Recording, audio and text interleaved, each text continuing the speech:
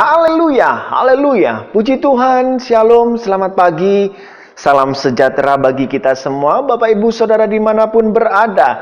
Puji Tuhan, pagi hari ini kita akan kembali diberkati oleh kebenaran firman Tuhan yang akan saya beri sebuah judul, yaitu sabar menanti.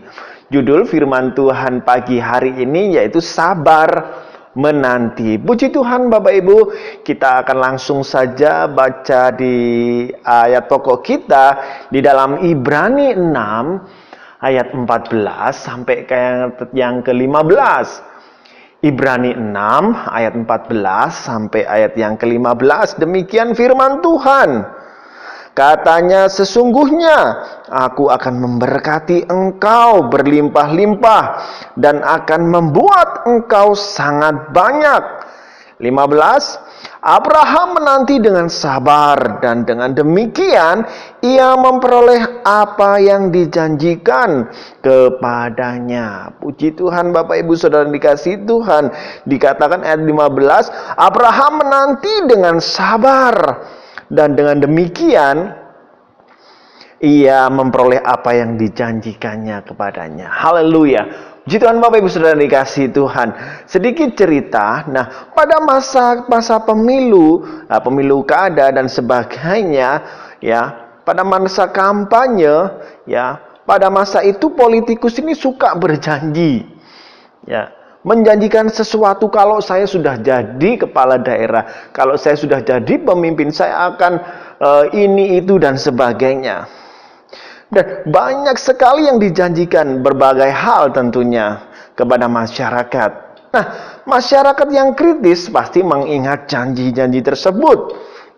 Menantikan untuk dipenuhinya janji-janji tersebut ketika para calon pemimpin ini sudah jadi pemimpin. Bapak Ibu Saudara dikasihi Tuhan, tidak banyak politikus ini sering lupa akan janji-janjinya. Bahkan mungkin mereka tidak memenuhi janji-janjinya. Tapi saya percaya tidak semua politikus seperti itu. Banyak politikus-politikus yang baik, yang berjanji pasti menepati. Bapak Ibu Saudara yang dikasihi Tuhan, berbeda dengan politikus, berbeda dengan manusia pada umumnya, yang suka sering ingkar janji, yang suka mungkin lupa akan janjinya. Tetapi di sini saya mau menegaskan bahwa ketika Allah sudah berjanji, ketika Tuhan sudah berjanji kepada setiap umatnya, pasti Dia menggenapinya. Karena Tuhan bukan manusia, karena Tuhan bukan politikus yang suka ingkar janji, tetapi Dia Allah yang luar biasa, yang pasti akan menggenapi setiap janji-janjinya. 2 Korintus 1 ayat 20 mengatakan janji Tuhan ini ya dan amin. Artinya pasti akan digenapi dalam setiap kehidupan kita. Bahkan 2 Petrus 3 ayat 9 di sana mengatakan Tuhan ini tidak pernah lalai terhadap apa yang dijanjikannya. Walaupun seringkali manusia ini menganggap suatu kelalaian, tapi sedikit pun Tuhan tidak pernah lalai menepati janji-janjinya kepada setiap umatnya. Haleluya.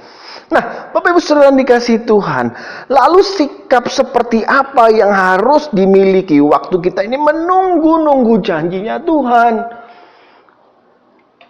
Bagaimana kita bersikap yang seharusnya waktu kita ini menanti-nanti janji Tuhan digenapi dalam kehidupan kita?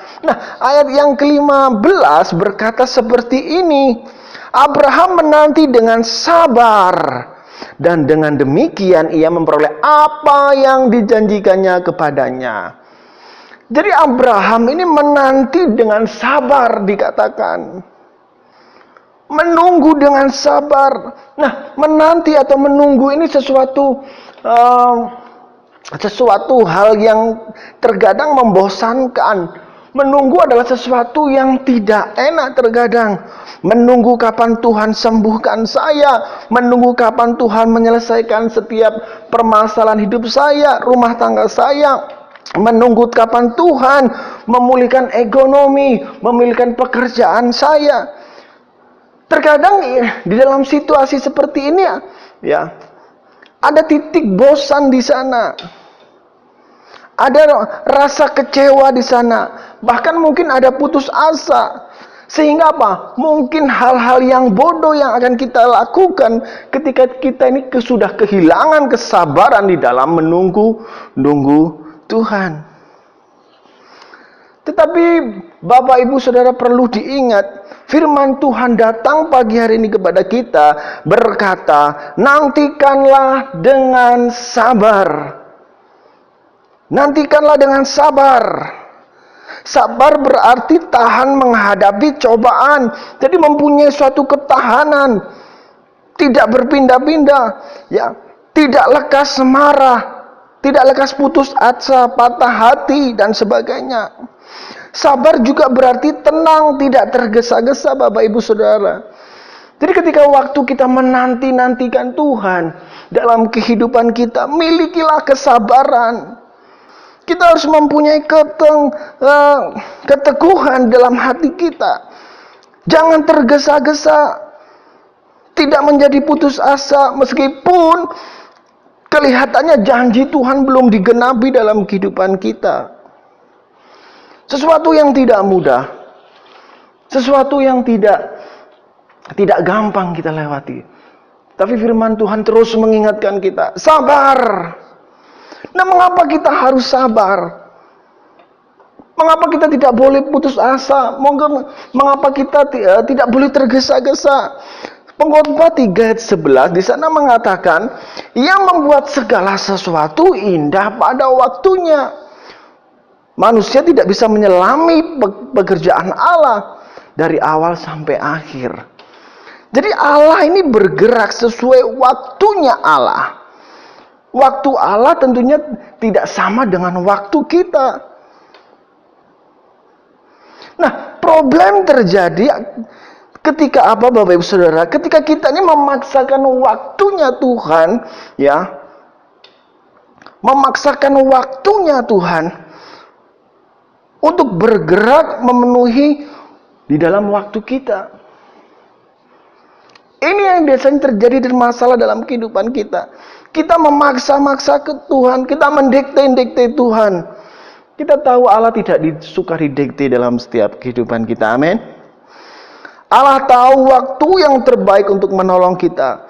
Tidak terlalu cepat, tidak terlalu lambat, tapi Allah selalu tepat. Haleluya. Nah, Bapak Ibu Saudara yang dikasihi Tuhan, percayalah bahwa Allah sangat-sangat merindukan untuk menolong kita semua. Oleh sebab itu nantikanlah setiap janji-janji Tuhan dengan hati yang sabar.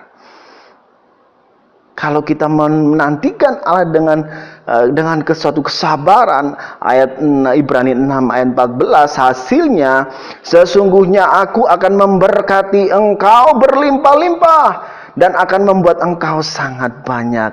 Wow, sungguh luar biasa. Tuhan akan memberkati setiap kita berlimpah-limpah. Bukan hanya berkat secara jasmani, tapi berkat kesehatan, berkat kekuatan, nafas hidup adalah berkat-berkat dari Tuhan.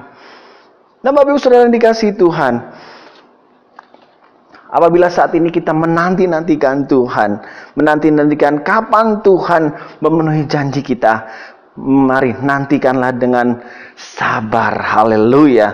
Sabar artinya tidak tergesa-gesa, tidak mudah putus asa. Kita mau hidup kita terus mengiring Tuhan di dalam kesabaran. Haleluya. Puji Tuhan. Bapak Ibu Saudara dikasihi Tuhan, mari berdoa bersama saya. Bapa dalam surga, kami bersyukur pagi hari ini adalah pagi yang penuh diberkati Tuhan. Kami boleh ada bangun sehat dengan tubuh yang diberkati Tuhan. Kami menyerahkan hidup kami sepanjang hari ini. Tuhan, tolong kehidupan kami terus hidup, pimpin kami di dalam kebenaran-Mu. Berikan kami terus kesabaran dalam menanti-nanti janji Tuhan. Dan kami percaya rancangan-Mu adalah rancangan yang terbaik. Waktu Tuhan adalah waktu yang terbaik. Dan ketika kami menerima sesuatu yang dahsyat daripada Tuhan, kami akan mengucapkan mengucap syukur betapa Allah kami Allah yang luar biasa. Terima kasih Tuhan, kami bersyukur kami akan melewati hari ini dengan penuh kemenangan. Puji Tuhan, di dalam nama Tuhan Yesus Kristus kami berdoa. Haleluya, haleluya. Amin.